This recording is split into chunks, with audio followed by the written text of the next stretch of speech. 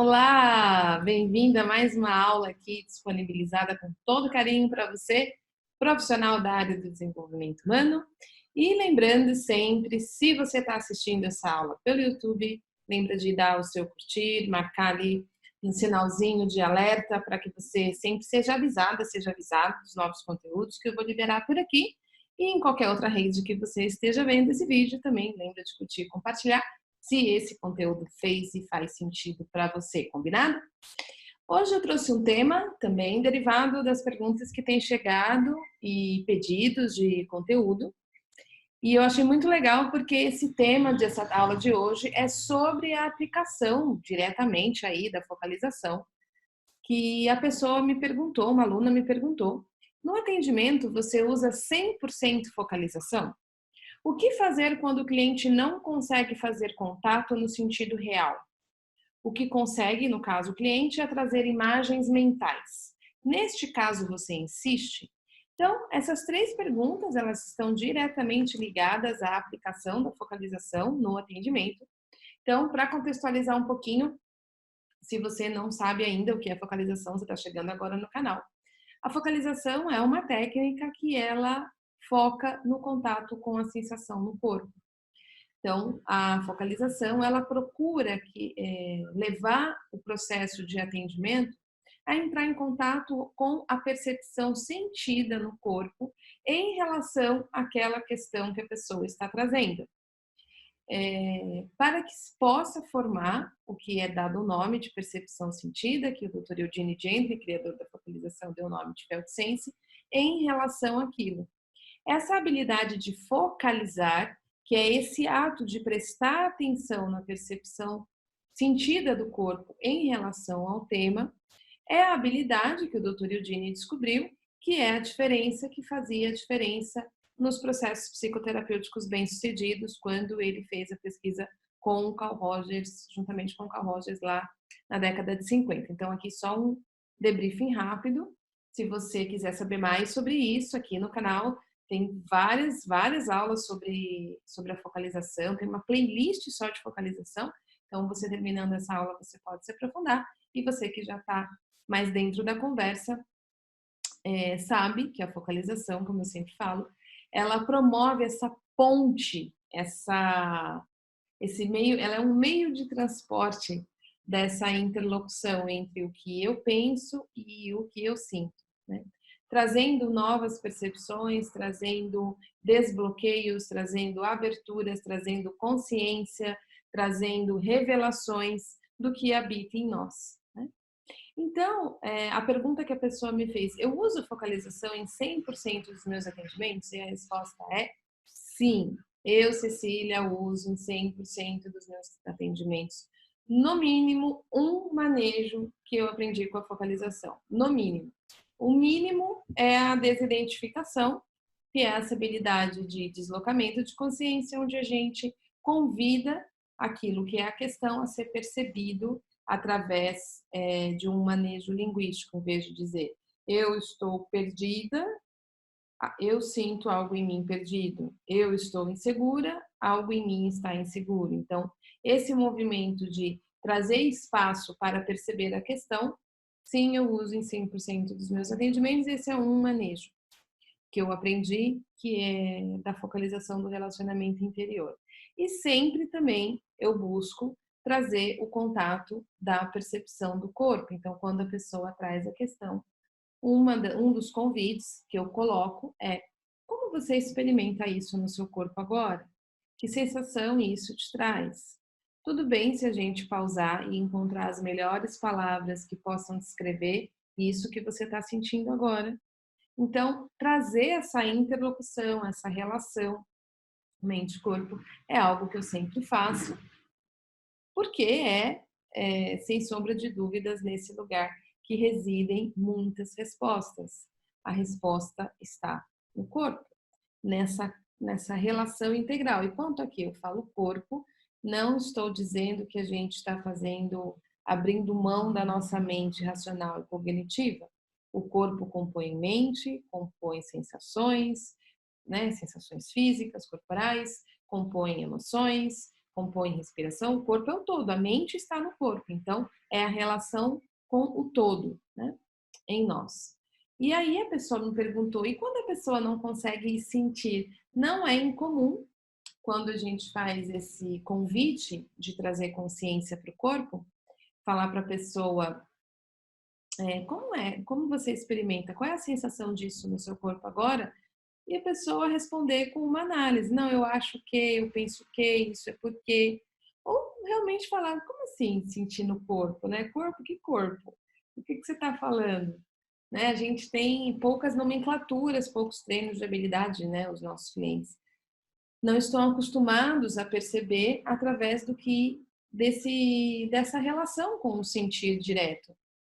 Então, às vezes você faz um convite e acontece isso que a pessoa descreveu aqui na pergunta, né? Como fazer quando o cliente não consegue fazer contato no sentido real de trazer a descrição da sensação, da percepção sentida, e ele traz imagens mentais.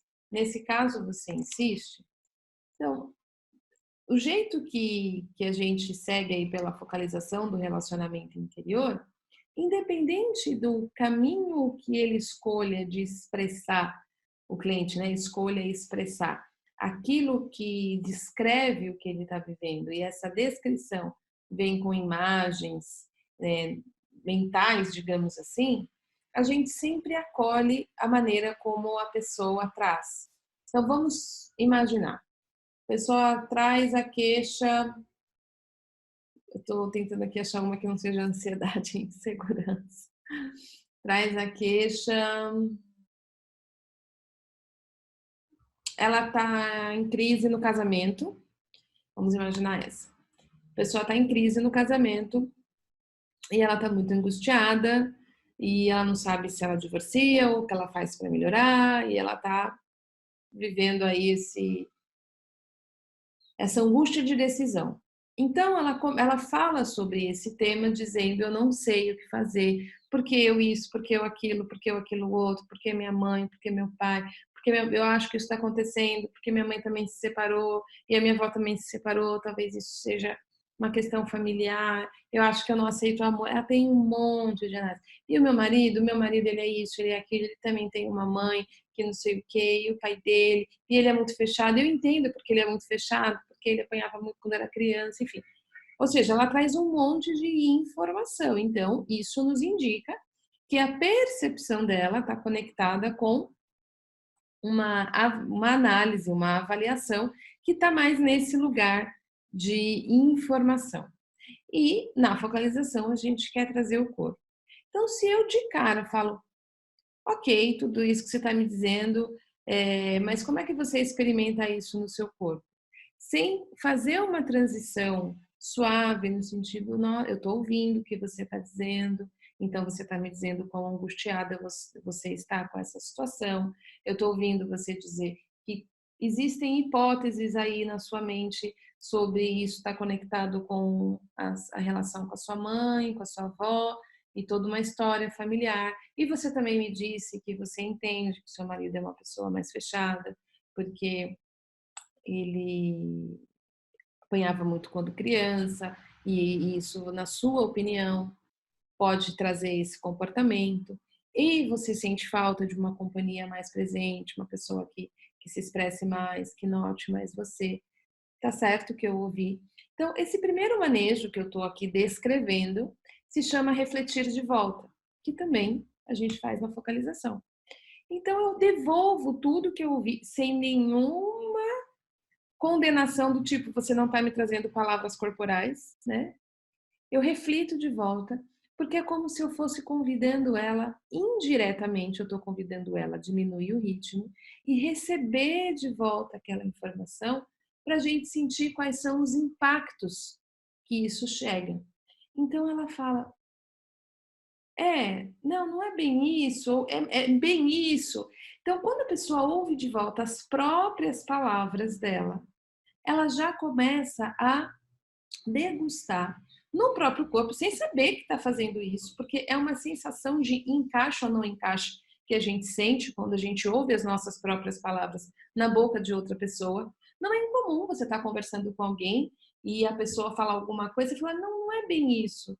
Só que essa reação é uma reação física, dá um senso de não encaixe. Isso é sentir o corpo. O corpo já está presente. A gente só não está colocando atenção nele. Então a gente precisa aprender a ver esses sinais da conversa já acontecendo. E aí quando a pessoa fala, não é bem isso, sabe? É que eu acho que eu não suporto viver com um homem tão silencioso, tão independente, eu não estou a fim de entender isso. Ah, então você está me dizendo que parece que a questão mesmo disso tudo que você está trazendo é que você sente que não é capaz de ficar com um homem assim. Olha aqui eu fazendo de novo uma introdução indireta do sentir. Parece que você sente que não é possível. É certo dizer isso? É isso que você está dizendo? É. Aí vem uma respiração.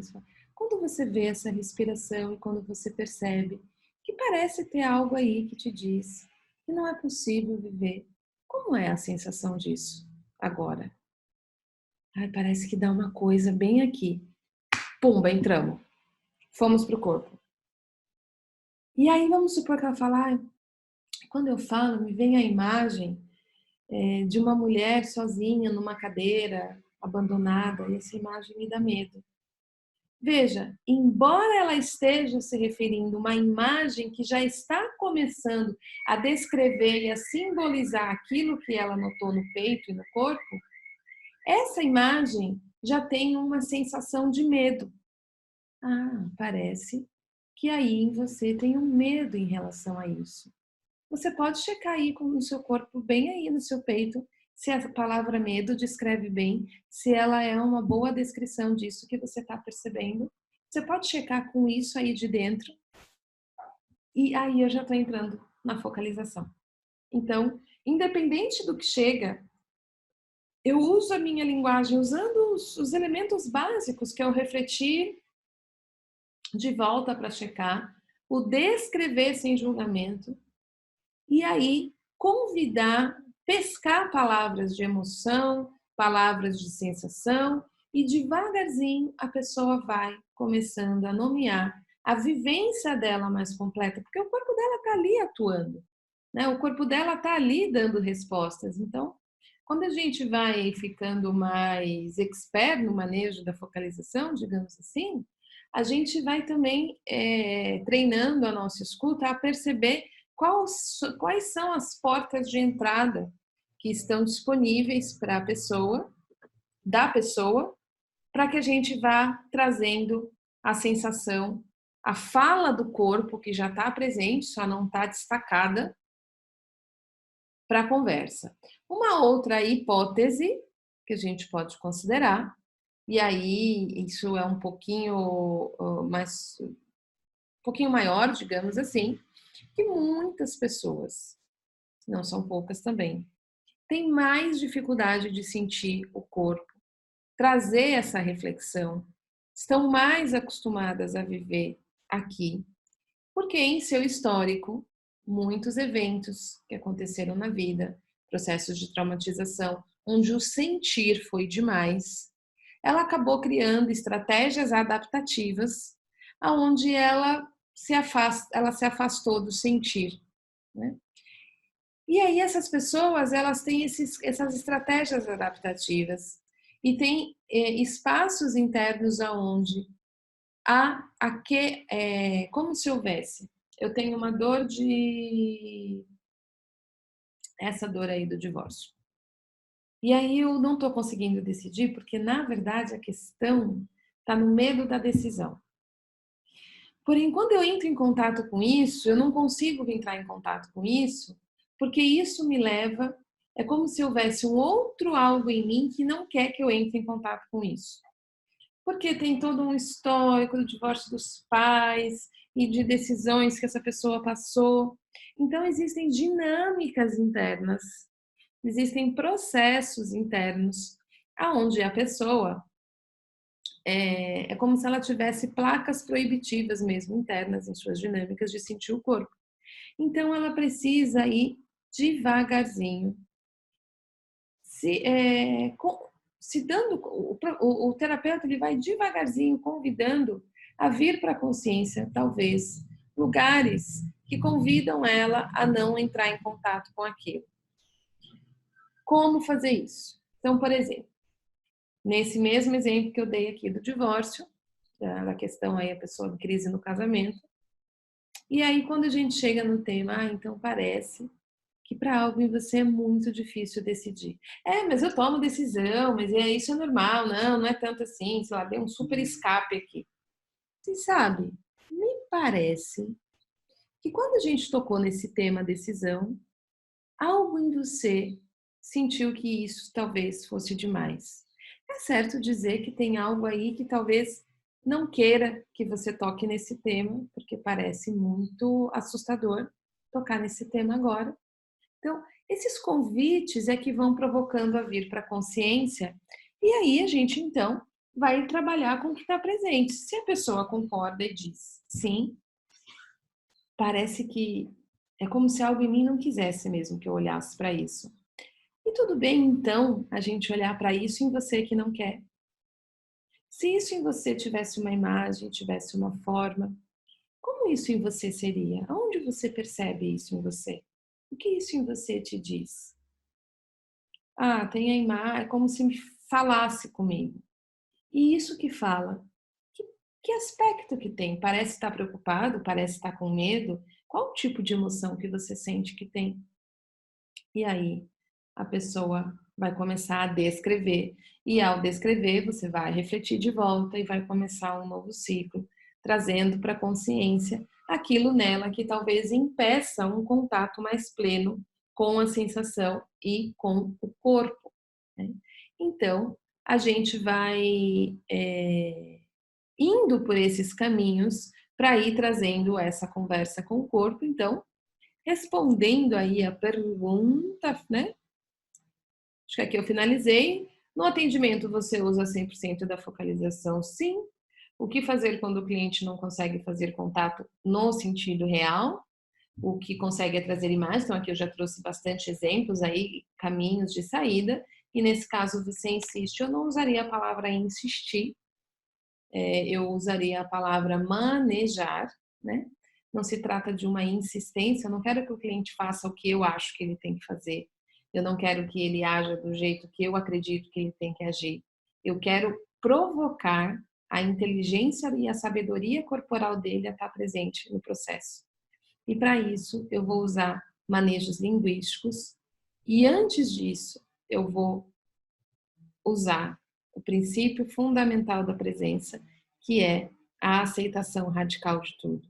Eu não vou me perder, assim, não é me perder, eu não vou ficar preocupada que ele não está trazendo palavras de emoção. Eu vou identificar como ele fala sobre o corpo.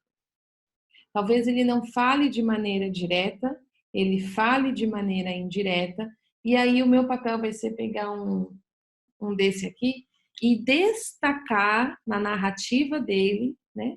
Passar aqui o destaca-texto da narrativa dele, a presença das percepções sentidas, das sensações, das emoções que já estão ali e que muitas vezes a gente mesmo, terapeuta, não está treinado a ouvir, né? Isso fica muito mais fácil com o hábito de focalizar. Por isso, eu sempre insisto com as minhas alunas, com meus alunos, no processo de formação. A focalização começa com a gente. Quando a gente vai focalizando, a gente forma parcerias de focalização, né, na formação e tem trocas constantes, a gente vai aprendendo também a desenvolver essa escuta através do nosso próprio processo. A gente vai compreendendo que muitas vezes as imagens, as palavras, as descrições que a gente está trazendo estão vindo do corpo, estão vindo do contato com aquele lá de dentro, com aquilo que está vivendo dentro de nós, que está se relacionando com a questão que a gente está trazendo no processo de focalizar. Então, a gente também vai se treinando nesse idioma. À medida que a gente vai desenvolvendo a nossa habilidade de focalizar, a gente vai desenvolvendo também a nossa habilidade de conduzir o processo de focalização com outras pessoas, né? porque a nossa escuta, a nossa tradução desse idioma que o corpo fala vai ficando mais precisa. Do mesmo jeito que para a gente se tornar fluente no idioma, a habilidade principal é o listening, não é a fala. A gente só fala bem se a gente escuta muito o outro idioma. A gente também maneja melhor o processo quando a gente escuta melhor aqui dentro. E a gente desenvolve bons treinos de habilidade no nosso laboratório interno. Tá certo?